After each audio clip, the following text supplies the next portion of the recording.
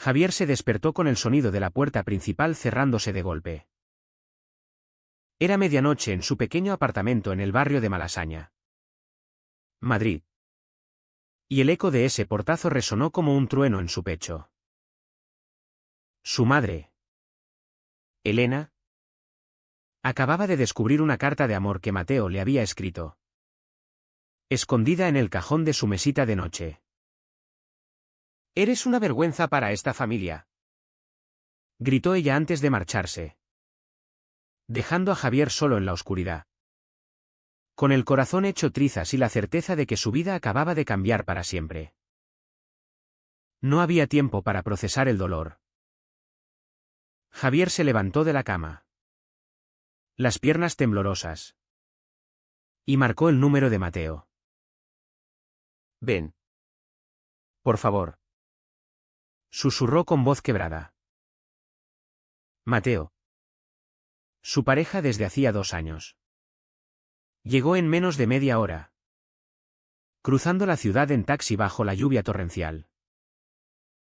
Al verlo en la puerta, Javier se derrumbó en sus brazos, sollozando como un niño. Mateo lo sostuvo con fuerza, sus manos grandes y cálidas envolviendo la espalda de Javier. «Todo va a estar bien», murmuró Mateo, aunque ambos sabían que era una mentira piadosa. La sociedad española, a pesar de sus avances en derechos LGBT, aún albergaba rincones oscuros de prejuicio, especialmente en familias tradicionales como la de Javier. Al día siguiente, el sol se filtraba por las persianas mientras Javier y Mateo se sentaban en la cocina, bebiendo café amargo. Javier, con sus 28 años, era un profesor de literatura en un instituto público. Un hombre sensible que siempre había ocultado su orientación sexual por miedo al rechazo. Mateo, de 30, trabajaba como ingeniero en una empresa de energías renovables. Más extrovertido y confiado, pero igualmente marcado por sus propias batallas internas. «Tu madre necesita tiempo», dijo Mateo, intentando consolarlo. Pero Javier sacudió la cabeza. Elena era una mujer devota, criada en la España franquista, donde la homosexualidad era un pecado imperdonable. Su padre había fallecido años atrás, dejando a Elena como la figura autoritaria en la familia. «Ella me dijo que preferiría verme muerto antes que con un hombre», confesó Javier, las lágrimas rodando por sus mejillas. La tensión en el aire era palpable. Mateo tomó la mano de Javier sobre la mesa. Un gesto simple pero cargado de significado. «Tenemos que decidir qué hacer ahora», dijo. Javier asintió. Pero en su mente bullían conflictos: debía confrontar a su madre o simplemente desaparecer de su vida. La presión familiar era asfixiante, sus tíos y primos, todos conservadores, seguramente se alinearían con Elena. ¿Y en el trabajo? Aunque Madrid era progresista, Javier temía que los rumores afectaran su carrera. Ese mismo día, recibió un mensaje de su hermana menor. «Ana, mamá está furiosa. Dice que no vuelvas a casa». El golpe fue demoledor. Javier había crecido en una casa modesta en las afueras de Madrid, donde las comidas familiares eran sagradas. Ahora, todo eso se desmoronaba. Mateo propuso que se mudaran juntos oficialmente. Un paso que habían pospuesto por miedo a las repercusiones. «Es hora de vivir nuestra verdad», insistió. Pero Javier dudaba. ¿Era egoísta priorizar su amor sobre su familia? La sociedad española, con su mezcla de catolicismo arraigado y modernidad urbana, creaba un campo minado de contradicciones. En las noticias, Se hablaba de matrimonios igualitarios. Pero en las calles, Javier había visto miradas de desprecio hacia parejas como la suya. Esa noche, mientras caminaban por el retiro, Javier sintió una oleada de pánico. ¿Si nos mudamos? ¿Qué pasa si perdemos todo?, preguntó. Mateo se detuvo. Lo miró a los ojos y respondió: perderemos más si nos escondemos.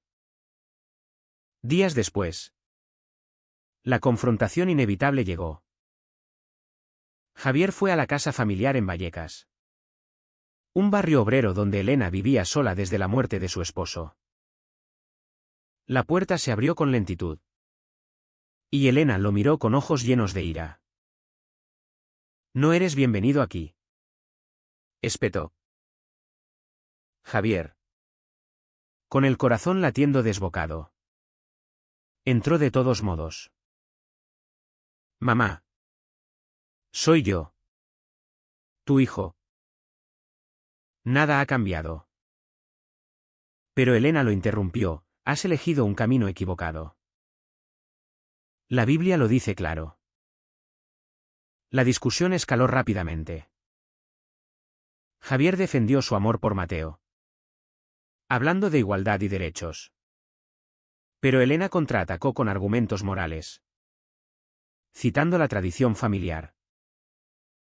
Tu padre se avergonzaría, dijo. Y esas palabras cortaron como un cuchillo.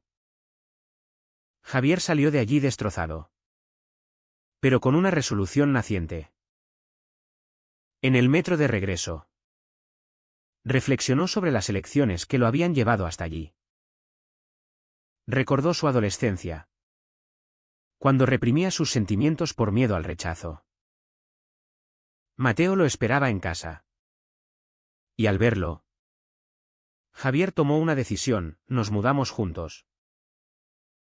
Fue un acto de rebeldía, pero también de supervivencia. Sin embargo, el precio era alto. Ana, su hermana, dejó de hablarle, influida por Elena. En el trabajo, un colega conservador empezó a difundir rumores, haciendo que Javier se sintiera vigilado. La tensión en su relación con Mateo aumentó, discusiones sobre cómo manejar la familia se volvieron frecuentes. No puedo perderte a ti también, admitió Javier una noche, mientras yacían en la cama. Meses pasaron, y la brecha con Elena se ensanchó. Javier intentaba llamarla, pero ella colgaba. Mateo, por su parte, enfrentaba sus propios demonios, su familia, más liberal. Lo apoyaba, pero él sentía culpa por arrastrar a Javier a esto. En una cena con amigos en Chueca, el barrio gay de Madrid, Mateo confesó: a veces me pregunto si valgo la pena. Javier lo besó en público por primera vez. Un gesto valiente que atrajo miradas mixtas. Valemos la pena, respondió. Pero internamente, Javier luchaba con la duda moral: ¿era correcto desafiar a su madre? ¿O debía someterse para preservar la paz familiar? La sociedad no ayudaba. En las noticias, debates sobre adopción gay avivaban prejuicios. Javier leyó artículos sobre jóvenes LGBT rechazados por sus familias, algunos terminando en la calle. Se sentía afortunado por tener a Mateo, pero el aislamiento emocional lo carcomía. Una tarde, en una manifestación por el orgullo, Javier vio a parejas felices y se preguntó si algún día su madre cambiaría. Mateo lo animó: el cambio viene de adentro. Pero Javier sabía que el camino sería largo y doloroso. Al final de ese primer año, Javier recibió una carta de Elena: no te reconozco como hijo. El impacto fue brutal. Lloró durante horas. Y Mateo lo consoló. Pero ambos sabían que esto era solo el comienzo de una guerra interna. Javier se cuestionaba, ¿había tomado la decisión correcta al elegir el amor sobre la familia? La tensión crecía. Y el futuro parecía incierto. El segundo año trajo más tormentas. Javier y Mateo se habían mudado a un apartamento más grande en Lavapiés. Un barrio multicultural donde se sentían menos juzgados. Pero el fantasma de Elena perseguía a Javier. Soñaba con ella. Con discusiones interminables donde intentaba explicarle que su amor no era una elección, sino parte de quién era. Despertaba sudando. Y Mateo lo abrazaba, susurrando palabras de consuelo. Ella no entiende. Pero nosotros sí, decía Mateo. Sin embargo, la presión social se intensificaba. En el instituto donde Javier enseñaba, un padre de alumnos se quejó de su estilo de vida, exigiendo su despido. El director, progresista, lo defendió. Pero Javier sintió el estigma como una marca en la piel. Mateo, por su lado, enfrentaba conflictos en su trabajo. Un proyecto importante requería viajes frecuentes a Barcelona, dejando a Javier solo con sus pensamientos. Durante una de esas ausencias, Javier recibió una llamada de Ana: mamá está enferma. Viene al hospital. El pánico lo invadió. Corrió al hospital Gregorio Marañón, donde encontró a Elena en una cama, pálida y confundida. Es un principio de demencia, explicó el médico. Javier se sentó a su lado, tomando su mano. Pero Elena la retiró. ¿Quién eres tú?, preguntó con voz temblorosa. El Alzheimer empezaba a robarle la memoria. Pero no el rechazo instintivo. Ana lo miró con reproche: esto es por tu culpa.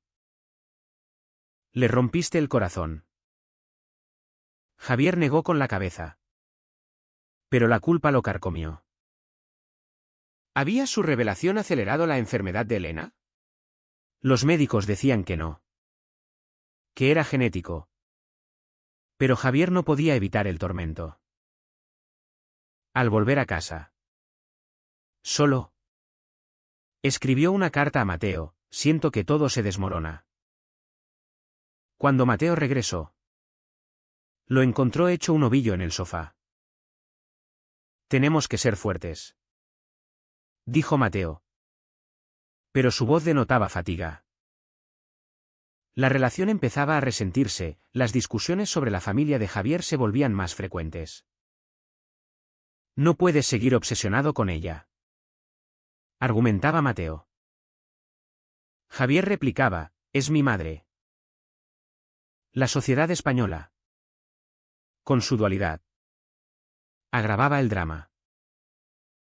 En Madrid, el orgullo era una fiesta. Pero en barrios como Vallecas, el conservadurismo persistía. Javier asistió a un grupo de apoyo para hijos LGBT rechazados, donde compartió su historia. Me siento traicionado por mi propia sangre, confesó. Otros nodos similares, hablando de suicidios y depresiones. Mateo lo acompañó una vez, pero se sintió abrumado. No sé si puedo manejar esto, admitió después. Javier lo miró. Herido, entonces. ¿Me dejas solo? Una traición inesperada llegó de Ana. En una visita al hospital, Javier descubrió que su hermana había contado a los tíos sobre su orientación, exagerando detalles para pintar a Javier como el villano. Ellos dicen que no mereces herencia, dijo Ana con frialdad. Javier explotó: esto no es sobre dinero. Es sobre amor. Salió furioso. Caminando por las calles de Madrid bajo la lluvia. En casa. Mateo lo esperó con cena preparada. Un gesto de reconciliación. Pero Javier estaba roto. Tal vez debí mentirle a todos. Murmuró.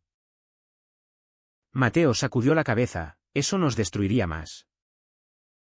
El clímax de ese año fue una confrontación familiar en Navidad. Javier insistió en visitar a Elena.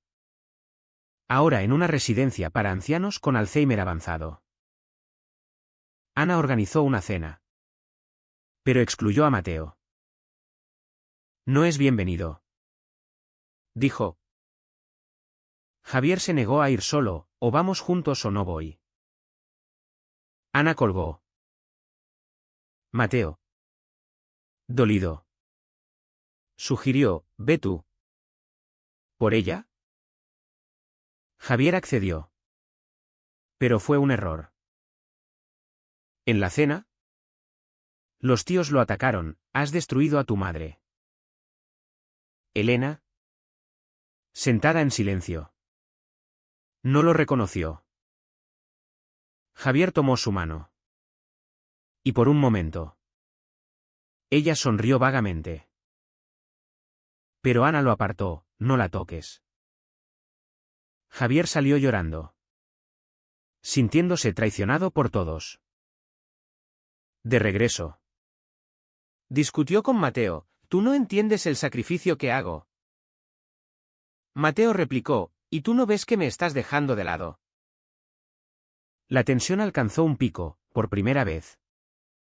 Durmieron en habitaciones separadas. Javier reflexionó sobre las elecciones morales, debía priorizar su relación o intentar reconciliarse con su familia.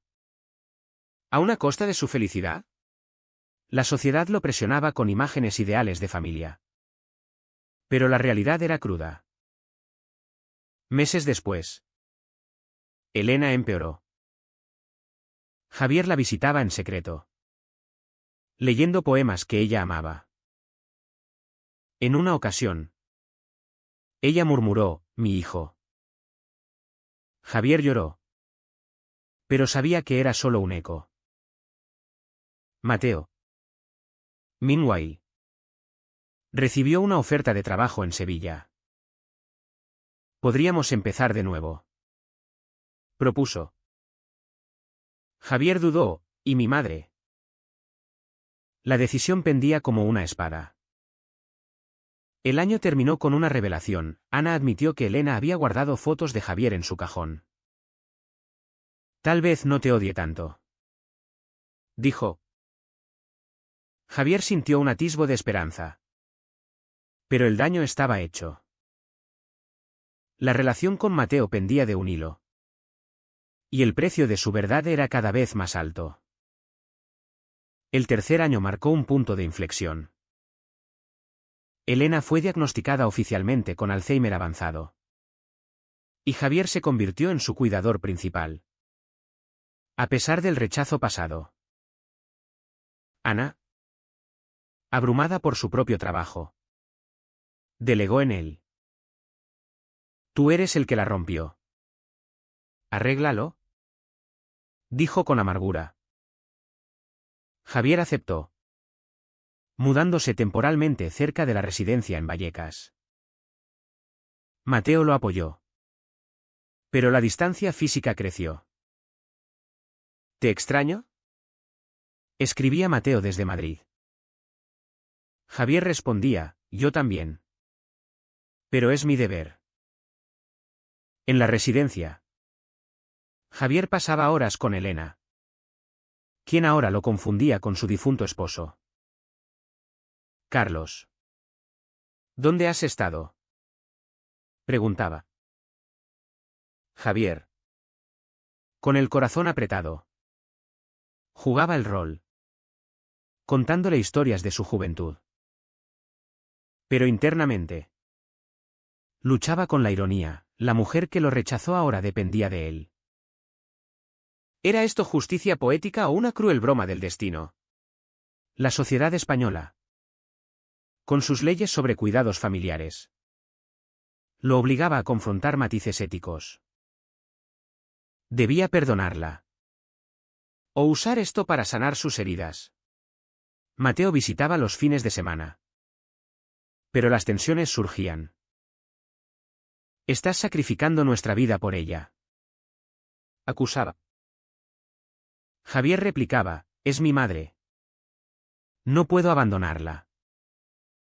Una noche, en un hotel cerca de la residencia, discutieron ferozmente. Mateo confesó, siento que te estoy perdiendo. Javier, exhausto, admitió, tal vez sea así. La posibilidad de una ruptura lo aterrorizaba. Pero el deber familiar lo ataba. Una traición mayor llegó cuando Ana reveló un secreto: Elena había donado dinero a una organización anti-LGBT años atrás. Lo hizo por ti.